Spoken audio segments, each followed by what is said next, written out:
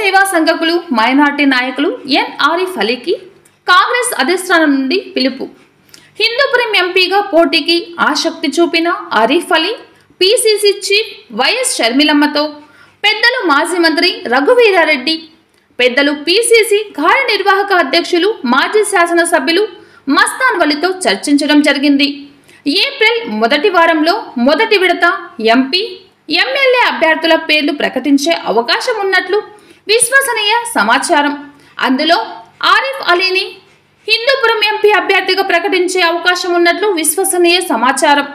Congress party MP అభ్యర్థిగా గట్టి పోటీ ఇచ్చే వ్యక్తిగా, అందరినీ కలుపుకొని పోయే నాయకత్వ లక్షణాలు మొండగా ఉన్న వ్యక్తిగా ఆరిఫ్ అలీకి మంచి గుర్తింపు ఉంది. సేవా కార్యక్రమాలతో, సమర్థవంతమైన నాయకత్వంతో బడుగు బలహీన వర్గాలలో మంచి పట్టు కలిగిన ఆరిఫ్ అలీ గెలిచే అవకాశాలు కూడా ఉన్నట్లు ప్రజల్లో చర్చ జరుగుతుంది.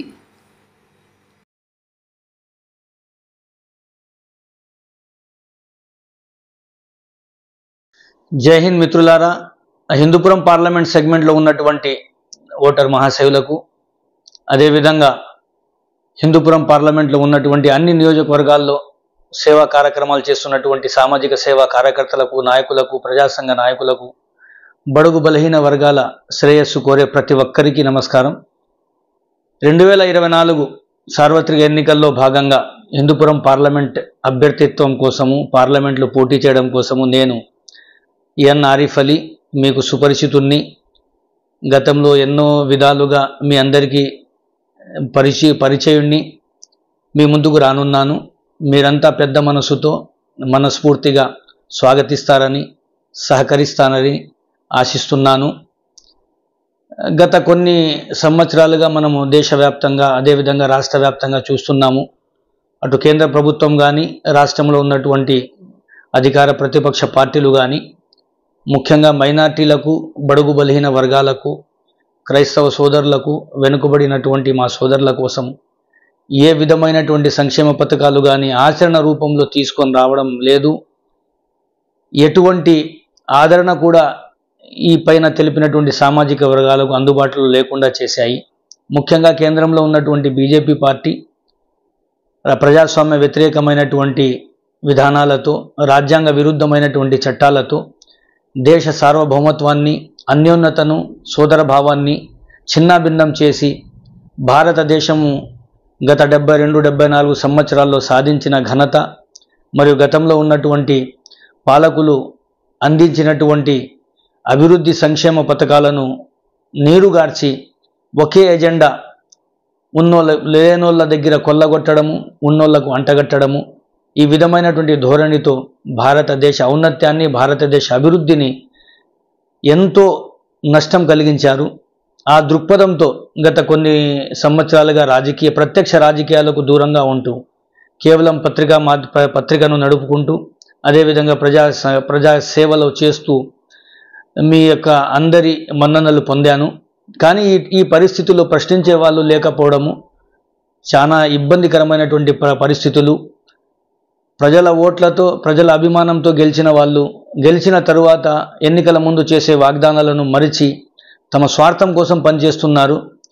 అలా కాకుండా కింద స్థాయి నుంచి వచ్చాము, గ్రౌండ్ లెవెల్ బాధలు, కష్టాలు, ప్రజలు పడేటటువంటి ఇబ్బందుల గురించి అవగాహన కలిగిన వ్యక్తులము. మధ్యతరగతి కుటుంబంలో ఉన్నటువంటి రుగ్మతలు కానీ, మధ్యతరగతి కుటుంబంలో ఉన్నటువంటి వారికి కావాల్సినటువంటి సదుపాయాల గురించి కానీ అవగాహన కలిగిన వ్యక్తిని కాబట్టి, పేద బడుగు బలహీన వర్గాల మధ్యలో పెరిగిన వ్యక్తిని కాబట్టి, వాటినన్నింటినీ అవగాహన పొందిన వ్యక్తిని కాబట్టి, ఆ సమస్యల పరిష్కారం కోసం నా వంతు కృషి చేసే బాధ్యత ఒక భారతీయుడిగా నా మీద ఉంది, ఒక భారతదేశ పౌరునిగా నా మీద ఉంది. కాబట్టి మీ అందరి యొక్క మద్దతు కోసము, మీ అందరి యొక్క ఆశీస్సుల కోసం ఎదురు చూస్తున్నాను.